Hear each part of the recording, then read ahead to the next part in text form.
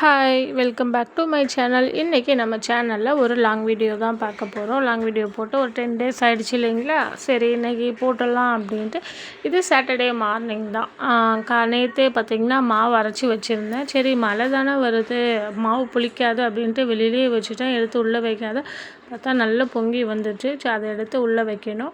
இன்றைக்கி 2 பசங்களில் பெரிய பையனுக்கு மட்டும்தான் ஸ்கூலு, சின்னவனுக்கு லீவு தான். சரி பொறுமையாகவே நம்ம லஞ்ச் கிடையாது, 1 மணி வரை தான் ஸ்கூலு. ஸோ பிரேக்ஃபாஸ்ட் மட்டும் கொடுத்துர்லான்ட்டு நேற்று ஷார்ட் வீடியோலேயே பார்த்துருப்பீங்க. லஞ்ச் பாக்ஸில் அவ்வளோ சாம்பார் வச்சுருந்தேன் அப்படின்ட்டு அந்த சாம்பாரே இன்றைக்கும் இருக்குது. அதனால் காலையில் மாவு இருக்குது இல்லைங்களா, தோசை சுட்டு கொடுத்து அனுப்பிச்சிட்டு பொறுமையாக நம்ம சாப்பாடு லஞ்ச் ரெடி பண்ணிக்கலாம் அப்படின்ட்டு பொறுமையாக ரெடி பண்ணிகிட்டு இருந்தேன். பால் அடுப்பில் வச்சுட்டு மாவெல்லாம் கொஞ்சம் கொஞ்சமாக அது எப்படின்னா பொங்கி வந்துச்சு இல்லைங்களா, அதெல்லாம் எடுத்து வச்சுக்கிட்டு இருந்தேன். இன்றைக்கி வீட்டில் கொஞ்சம் வேலை இருக்குது. அதாவது க்ரோசரிஸ்லாம் எல்லாமே காலி ஆகிடுச்சு. அதெல்லாம் ரீஃபில் பண்ணி வைக்கணும். ப்ளஸ் ரேஷனுக்கு போயிட்டு வரணும், மாவு எடுத்து வைக்கணும், மதியம் லஞ்சு செய்யணும். குட்டி வேறு வீட்டில் இருக்கான், அவனை பார்த்துக்கணும். அப்புறம் கோதுமை ரொம்ப நாளாக வீட்டில் அதை சுத்தம் பண்ணி வச்சு இருக்குது, கழுவி இன்றைக்கி நல்லா வெயிலில் காய வைக்கணும். இன்றைக்கி நல்லாவே வெயில் அடிக்குது. மாவு பார்த்திங்கன்னா பொங்கினப்போ எவ்வளோ இருந்த மாதிரி இருந்துச்சு பார்த்திங்களா, இப்போ எல்லாம் கரைச்சதுக்கப்புறம் இவ்வளோ தான் இருக்குது. நிறைய நாள் வராது, ஒரு 5 நாளுக்கு மட்டும்தான் நான் ரெடி பண்ணி வச்சுப்பேன். அதுக்கப்புறம் ஒரு 3 நாள் கேப் விட்டுருவேன். உப்புமா அப்புறம் சப்பாத்தி அந்த மாதிரி போட்டு சாப்பிடுவோம். மீதி அப்படியே கலந்து ஒரு நாள் விட்டு ஒரு நாள் அந்த மாதிரி தான் நைட்டு டிஃபனுக்கு போடுவேன்.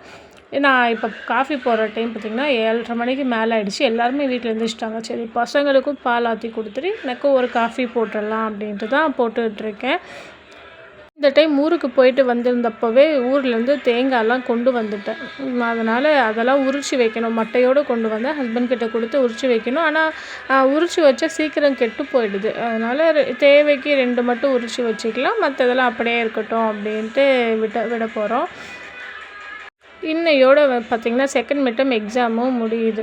நாளைக்கு ஒரு நாள் லீவு. எக்ஸாம் முடிச்சுட்டு வந்ததுக்கப்புறம் தான் ஒரு வாரமாக வீட்டில் டிவியே போடவே இல்லை. நாங்கள் யாரும் டிவி பார்க்க மாட்டோம், பசங்களுக்கு தான் போட்டோம். சின்னவனும் பார்க்க மாட்டான், பெரியவன் மட்டும்தான் டிவி பார்ப்பான். அந்த ஜாக்கி சேன், நரேட்டோ அப்படின்ட்டு ஏதோ ஒரு எபிசோட் பார்ப்பான். அவங்களோட சேர்ந்து நாங்களும் பார்ப்போம். வீட்டில் யாரும் சீரியலும் பார்க்க மாட்டோம். டிவி அவன் ஒருத்தனுக்காக மட்டும்தான் பார்த்திங்கன்னா கேபிளுக்கு காசு கொடுத்துட்டு இருக்கோம். சரி ஓகே, சின்ன பையன் தானே, கொஞ்சம் பெரியவன் தானே, அவனும் டிவி பார்க்காத நிறுத்திடும். ரொம்ப நம்ம குழந்தைங்களையும் படிக்க சொல்லி ஃபோர்ஸ் பண்ண முடியாது. அவங்களோட விளையாட்டு பருவத்தை ஜாலியாக என்ஜாய் பண்ணிவிட்டு படிச்சுக்கிட்டு இருக்காங்க.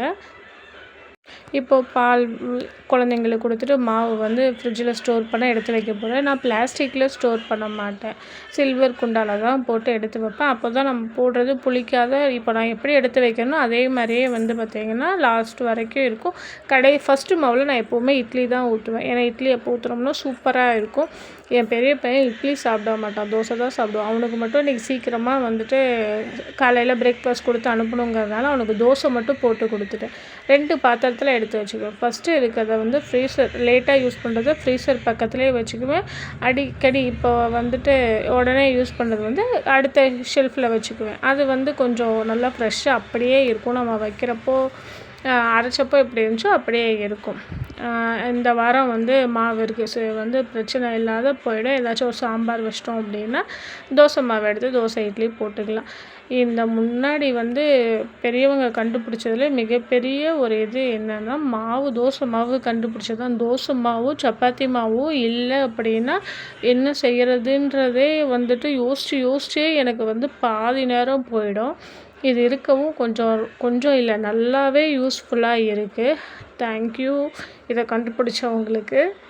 காஃபியும் குடிச்சிட்டு வந்தாச்சு. இதை எடுத்து வச்சுட்டு அடுத்து இன்றைக்கி சாம்பார் தான் சொல்லியிருந்தேன் இல்லைங்களா, 2 நாளைக்கு வரும்னா அதே சாம்பாரை இன்றைக்கி சூடு பண்ணுறப்போ பருப்பு கூட்டு மாதிரி ஆகிடுச்சு. சரி அந்த கூட்டுக்கு சைட்லேயே எதுவுமே செய்யலைன்னா ஏதாச்சும் சொல்லுவாங்க, வீட்டில் சாப்பிட மாட்டாங்க அப்படின்ட்டு புடலங்க ஒரு 4 நாளாக ஃப்ரிட்ஜில் தூங்கிட்டே இருக்கு. அதை இன்றைக்கி செஞ்சிடலாம் அப்படின்ட்டு செஞ்சாச்சு. இப்போ தோசை சுட மட்டும் நான் கொஞ்சம் மாவு எடுத்து வச்சுக்கிட்டேன். பையனுக்கு காலையில் பிரேக்ஃபாஸ்ட் மட்டும் கொடுத்து அனுப்பிச்சிடலாம் அப்படின்ட்டு உப்பு போட்டு கலந்து. இதில் அந்த பேக்கிங் சோடாலாம் போட தேவையில்லை. எப்பவும் போல் நார்மலாக உப்பு போட்டு இது பண்ணல. கடையில் வாங்கினோம் அப்படின்னா நம்ம கண்டிப்பாக பேக்கிங் சோடா போடுவோம். அது போடக்கூடாது இது. ஆனால் கடையில் வாங்கின மாவுக்கு போட்டால் தான் நல்லா இருக்கும். முடிஞ்ச அளவுக்கு கம்மியாக போட ட்ரை பண்ணுங்கள். மாவு பார்த்திங்கன்னா ரொம்ப கட்டியாக இருந்துச்சு. அதனால் நம்ம தேவைக்கு தண்ணி ஊற்றி மிக்ஸ் பண்ணி எடுத்துக்கிட்டேன். தோசை பார்த்திங்கன்னா நல்லாவே வந்துச்சு. நல்ல கலராகவும் இருந்துச்சு, நல்ல வாசனையாக இருந்துச்சு.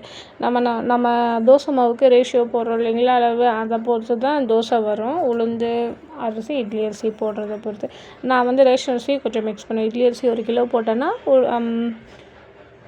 ரேஷன் அரிசி 1 கிலோ போடுவேன். அதாவது 2 கிலோவுக்கு பக்கமாக போட்டேன்னா 4 பேருக்கு தாராளமாக 5 டேஸ்க்கு வரும். சரி, ஓகே. இப்போ வந்து தோசை கொடுத்து பையனுக்கு நேற்று வச்ச சாம்பார்லேயே வச்சு கொடுத்து அனுப்பிச்சிடலாம் அப்படின்ட்டு இது பண்ணியாச்சு. தோசை கொடுத்தா ரெடி பண்ணியாச்சு. அடுத்து அரிசி ஊற வச்சிட்டோம். மதியம் லஞ்ச் செய்யணும் இல்லைங்களா, அப்படியே சைட் பை சைடு எல்லாம் வச்சோம்னா கொஞ்சம் ஒர்க்கு சீக்கிரமாக முடிஞ்சிடும். அரிசி ஃபஸ்ட்டு கழுவிட்டு நல்லா ஊற போட்டுட்டேன். மதியங்கிறதுனால கொஞ்சம் சாப்பாடு இருந்தால் போதும். ஹஸ்பண்ட் வெளியில் போயிடுவாங்க. எங்கள் 3 பேருக்கு மட்டும்தான், எனக்கு தம்பிங்க 2 பேருக்கு. அதனால் கொஞ்சம் தான் ஊற வச்சுருக்கேன். மாவு கட்டியாக தான் இருக்குது, ரொம்ப தண்ணியாக நான் கரைக்கல. அவ்வளோ ஒன்றும் தோசைக்கு ஏற்ற மாதிரி மாவு புளிக்கல. இட்லி ஊற்றலாம், ஆனால் இட்லி அவன் சாப்பிட மாட்டான்றதுனால தோசைனா சாப்பிட்டு போயிடுவான். சரின்ட்டு ஊற்றி கொடுத்து அனுப்பணும். நீங்கள்லாம் தோசை மாவு வீட்டில் ரெடி பண்ணுவீங்களா, இல்லை கடையில் தான் வாங்குவீங்களா அப்படின்ட்டு எனக்கு கமெண்ட் பண்ணுங்கள். ப்ளஸ் நீங்கள் ஊற வச்சு அரைக்கிற மாதிரி இருந்தால் எவ்வளோ அரிசிக்கு எவ்வளோ உளுத்தம் பருப்பு போடுவீங்கன்ற அளவு சொல்லுங்கள். நான் ஏதாச்சும் தப்பாக போடுறேன் அப்படின்னா நான் மாற்றிக்கிறேன். ஆனால் எனக்கு நல்லா தான் வருது. இந்த தோசை சுடுற கேப்லேயே பெரியவன் குளிச்சுட்டு ரெடி ஆகிட்டு இருந்தான். அப்போவே சண்டை, பெரியவனுக்கும் சின்னவனுக்கும் நல்ல வாக்குவாதம். இப்போ பெரியவன்கிட்ட நல்லாவே சண்டை போடுற அளவுக்கு சின்னவன் வந்துட்டான்னு வச்சுக்கோங்களேன். நல்ல வாய். இப்போ உங்கள் வீட்டில் 2 குழந்தைங்க இருக்குன்னா பெருசு சமத்தாக இருந்துக்குதா, இல்லை சின்னது தான் சமத்தாக இருக்குது அப்படின்ட்டு எனக்கு கமெண்ட்டில் சொல்லுங்கள். எங்கள் வீட்டில் 2மே சமத்தெலாம் கிடையாது, 2மே செட்டு தான். ஒருத்தன் சைலண்ட் கில்லர், ஒருத்தன் வந்து டெரராக தான் இருப்பான். சரி, அதனால் சைலண்ட்டாகவே பெரியவன் எல்லா வேலையும் பண்ணிடுவான், இவன் கொஞ்சம் சத்தமாக பண்ணுவான். அவ்வளோதான் வித்தியாசம். 2 பேரும் ஈக்குவலாக தான் இருக்கானுங்க. பசங்க அப்படி தான் இருப்பாங்க, குழந்தைங்க. இதையே நான் எங்கள் அம்மா கிட்ட சொன்னேன்னா, உன்னை மாதிரி நான் 4 பிள்ளைங்களை வளர்த்தேன், இப்படிலாம் கஷ்டப்படவே இல்லை அப்படின்னு சொல்லுவாங்க. அப்போ 4 பிள்ளைங்கள 5 பிள்ளைங்கள கூட வளர்த்தரலாம். ஆனால் இப்போ 1 வளர்த்துறதே ரொம்ப கஷ்டமாக இருக்குது. இதில் 2வது அப்படிங்கிறப்ப ரொம்ப சேட்டையாக இருக்குது. அவனுக்கு வந்து கடைக்குட்டிங்கிறதுனால அவங்க அப்பா கிட்ட நல்ல செல்லம் வேறு. அவன் வந்து அடிக்காத அப்படி கொண்டு போனால், அவங்க அப்பா இல்லாதப்ப அடியெலாம் நல்லாவே வாங்குவான். இருந்தாலும் வந்துட்டு அடங்க மாட்டேங்கிறான். சின்ன பையனை விட்டுட்ருக்கேன், போக போக தான் திருத்தி கொண்டு வரணும். ஓகே, இப்போ நம்ம ஒரு வீடியோ பார்க்குறீங்க. இப்போ என் வீடியோ பார்க்குறீங்க அப்படின்னா, இதில் நான் வந்து நியூ யூடியூபராக தான் ஸ்டார்ட் பண்ணியிருக்கேன். இதில் உங்களுக்கு ஏதாச்சும் வந்து மாற்றணும், இம்ப்ரூவ் பண்ணிக்கணும் அப்படின்ற மாதிரி இருந்துச்சுன்னா கண்டிப்பாக சொல்லுங்கள், மாற்றிக்கிறேன். ஃபேஸ் ரிவீல் வீடியோ நான் போட்டிருக்கேன் ஆல்ரெடி. தெரியாதவங்க வந்து என்னோடய ஷார்ட்ஸில் செக் பண்ணி பாருங்கள், தெரியும். ஓகே, இன்றைக்கி வந்து பிரேக்ஃபாஸ்ட்டு அவனுக்கு ரெடி பண்ணி கொடுத்தாச்சு. இப்போ சூடு பண்ணுறப்போ குழம்பு மாதிரி இருக்குது, ஆனால் வந்து கொஞ்சம் ஆறுனதுக்கப்புறம் கட்டியாகிடுது. அது ஏன்ட்டு தான் எனக்கு தெரியல. உங்களுக்கெல்லாம் அப்படியான்னு சொல்லுங்கள். இதோ புடலங்காய் சொன்னேன் இல்லைங்களா, 1 வாரமாக தூங்கிட்டு இருக்குன்ட்டு, 4 நாள் தான், 1 வாரம் கிடையாது.